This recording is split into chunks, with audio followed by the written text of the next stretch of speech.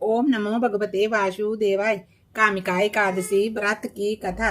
एक बार कुंती पुत्र धर्मराज युधिष्ठिर जी ने श्री कृष्ण जी से पूछा कि आप कृपा करके श्रावण मास के कृष्ण पक्ष की एकादशी के व्रत की कथा के बारे में बतलाइए। तब श्री कृष्ण भगवान जी कहने लगे कि हे युधिष्ठिर, इस एकादशी की कथा को एक समय ब्रह्मा जी ने नारद जी से कहा था, वही मैं तुमसे कहता हूँ। नारद जी ने ब्रह्मा जी से पूछा था, हे पितामह, श्रावण मास के कृष्ण पक्ष की एकादशी की कथा सुनने की मेरी इच्छा है। आप कृपा करके विधि विधान से इस कथा का वर्णन कीजिए। सो आप कृपा करके मुझसे कहिए। नारद जी के ये वचन सुनकर के ब्रह्मा जी ने कहा, हे नारद, सब लोगों के हित के लिए तुमने ये बहुत सुंदर प्रश्न किया है। श्रावण मास के कृष्ण पक्ष की एकादशी का नाम कामिका है। उसके सुनने मात्र से वाजपेयी यज्ञ का फल मिलता है। इस दिन शंख चक्रधारी विष्णु भगवान जी का पूजन होता है, जिनका नाम श्रीधर, हरि, विष्णु, माधव और मधुसूदन है। उनकी पूजा करने से जो फल होता है सो सुनो।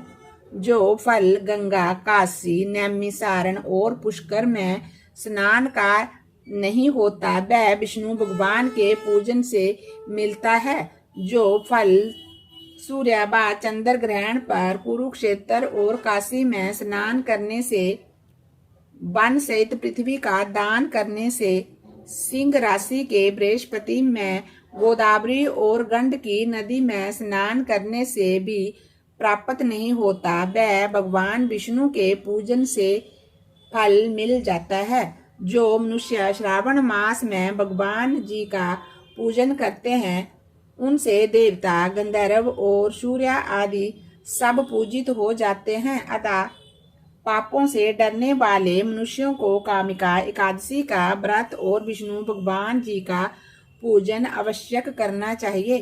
पाप रूपी कीचड़ में फंसे हुए और संसार रूपी समुद्र में डूबे हुए मनुष्यों को कामिका एकादशी का व्रत और विष्णु भगवान जी का पूजन आवश्यक करना चाहिए।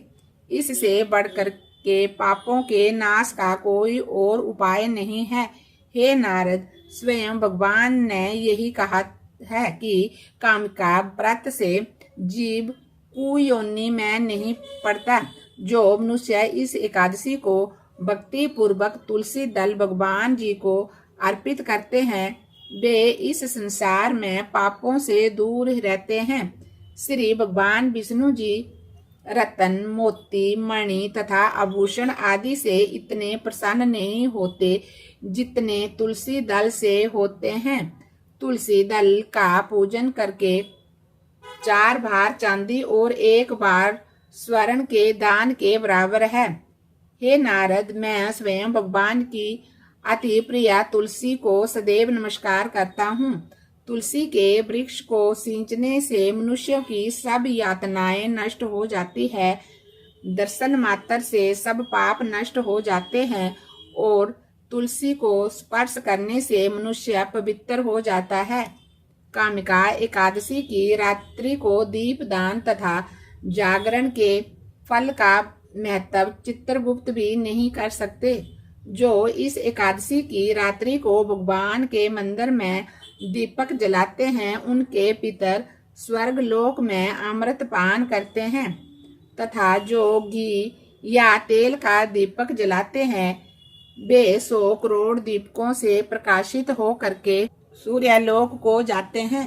ब्रह्मा जी कहते हैं कि हे नारद, ब्रह्म हत्या तथा भ्रूण हत्या आदि पापों को नष्ट करने वाली इस कामिका एकादशी का व्रत मनुष्यों को यत्न के साथ करना चाहिए।